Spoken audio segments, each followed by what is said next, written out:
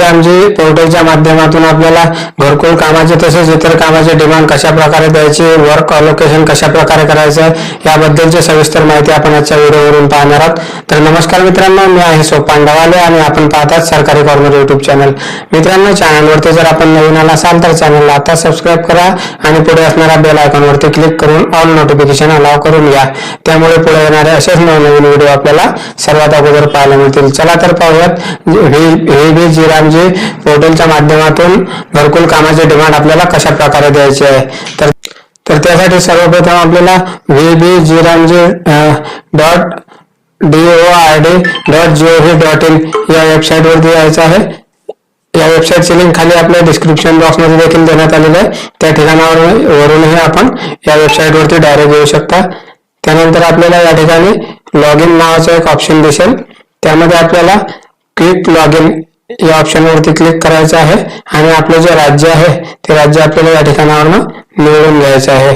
आपल्या राज्यावर क्लिक केल्यानंतर आपल्याला या ठिकाणी आपलं राज्य दाखवण्यात येईल।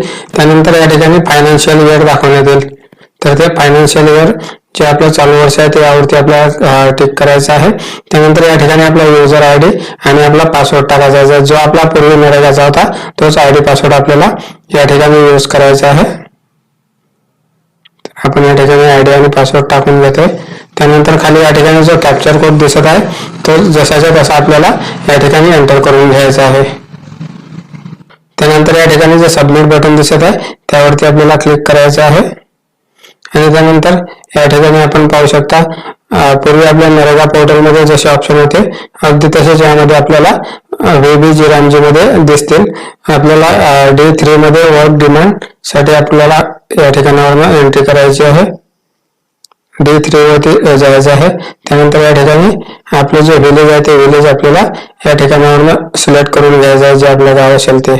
त्यानंतर या ठिकाणी आपल्या ज्या व्यक्तीची डिमांड द्यायची आहे त्या व्यक्तीचा जॉब कार्ड क्रमांक आपल्याला या ठिकाणावरून निवडून घ्यायचा आहे किंवा डायरेक्टही आपण टाकू शकता। जो जॉब कार्ड क्रमांक असेल आपल्या लाभार्थ्याचा तो आपल्याला या ठिकाणी टाकून घ्यायचा आहे। मी या ठिकाणी जॉब कार्ड नंबर टाकून घेतलेला आहे। तर या ठिकाणी आपण पाहू शकता अगदी नरेगा पोर्टल सारखंच आपल्याला या ठिकाणी पाहायला भेटेल। आपण या ठिकाणी डेट ऑफ ऍप्लिकेशन म्हणजेच आजची डेट आपल्याला या ठिकाणी टाकून घ्यायची आहे, जे आजची डेट असेल ते आपण या ठिकाणी टाकून घ्यायची आहे। आणि त्यानंतर आपल्याला ज्या तारखेपासून ही डिमांड द्यायची आहे, ज्या तारखेपासून आपल्याला कामावरती हजर राहायचं आहे ते डेट या ठिकाणी द्यायची आहे। 2 दिवसानंतर 1 दिवसानंतरची डेट आपण या ठिकाणी देऊ शकता। तर आपण या ठिकाणी 17 तारखेपासून सिलेक्ट करतोय। अशाच प्रकारे आपल्याला इतर वेळी जे मजूर असतील त्यांना ही डेट टाकून घ्यायची आहे। आपण या ठिकाणावर देखील कॉपी करू शकता, खाली जाऊन पेस्ट करायची, त्यानंतर ही डेट या ठिकाणावरून कॉपी करायची, इथे जाऊन पेस्ट करून घ्यायची। त्यानंतर या ठिकाणी आपल्याला नंबर ऑफ डेज आपल्याला या ठिकाणी 6 टाकून घ्यायचा, म्हणजे 6 दिवसाची डिमांड आपल्याला द्यायची आहे, त्यामुळे आपण 6 या ठिकाणी टाकून घ्यायचं आहे।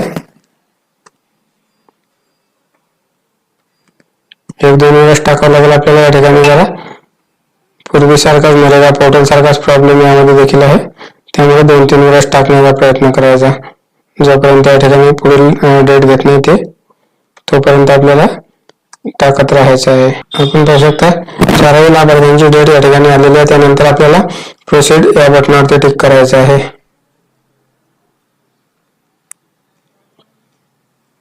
तर अशा प्रकारे या ठिकाणावरून आपले सक्सेसफुली डिमांडसाठी आपण मजूर सिलेक्ट केलेले आहेत। आता त्यांना वर्क अलोकेशन कशा प्रकारे करायचं ते पाहूयात। तर त्यासाठी आपल्याला या ठिकाणी D5 मध्ये जायचं आहे, वर्क अलोकेशन। त्यानंतर पहिलंच ऑप्शन आहे वर्क अलोकेशन एंट्री, यावरती आपल्याला क्लिक करायचं आहे। त्यानंतर या ठिकाणावरून कॅटेगरी सिलेक्ट करून घ्यायचं आहे, आपण कोणत्या कामावरती हे मजूर लावणार आहात। तर आपल्याला घरकुल कामावरती लावायचं आहे, त्यामुळे आपण provision of irrigation of facility to land owned यावरती आपल्याला टिक करायचं आहे। त्यानंतर या ठिकाणी त्या व्यक्तीचा जो घरकुलचा वर्क कोड आहे तो वर्क कोड आपल्याला या ठिकाणी टाकून घ्यायचा आहे। संपूर्ण वर्क कोड आपल्याला या ठिकाणी टाकून घ्यायचा आहे आणि बाजूला कुठेतरी क्लिक करायचं आहे। या ठिकाणी सिलेक्टचं ऑप्शन येईल, त्या ठिकाणी आपण पाहू शकता या ठिकाणी जो आपण वर्क कोड टाकलेला आहे तो वर्क कोड जसा तसा या ठिकाणी आलेला आहे। तर आपल्याला या ठिकाणी लोकेटेड ऑल वरती क्लिक करायचं आहे। या चेकबॉक्सला आपल्याला काहीच नाही करायचं आहे.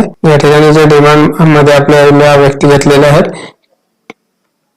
जे व्यक्ती याच्यात आपण या ठिकाणावरून देखील त्यांना चेकबॉक्सवरती क्लिक करून सिलेक्ट करू शकता. त्यानंतर सेव्ह या बटनावरती टिक करायचं आहे. अशा प्रकारे आपण पाहू शकता अलोकेशन हॅज बीन डन. यानंतर आपल्याला आपले जे पीटी असतील त्यांना कॉल करून हे जे वर्कआउट बद्दल आपण डिमांड दिली आहे त्या वर्कआउट बद्दल माहिती द्यायची आणि त्यांच्याकडून आपल्याला अप्रुव्हल घ्यायचं आहे. अप्रुव्हल घेतल्याच्या नंतर आपल्याला त्याची प्रिंट कुठनं काढायची आहे, मास्टर फिल कसं करायचं आहे, याची पुढील माहिती आपण पुढील व्हिडिओमध्ये पाहणार आहोत. संपूर्ण व्हिडिओ पाहिल्याबद्दल धन्यवाद मित्रांनो. व्हिडिओ जर आवडला असेल तर व्हिडिओला लाईक करा. चॅनलवरती जर नवीन आला असाल तर चॅनलला सबस्क्राईब करा. तर पुन्हा भेटूया अशाच एका नवीन व्हिडिओ सोबत. तोपर्यंत जय हिंद, जय महाराष्ट्र.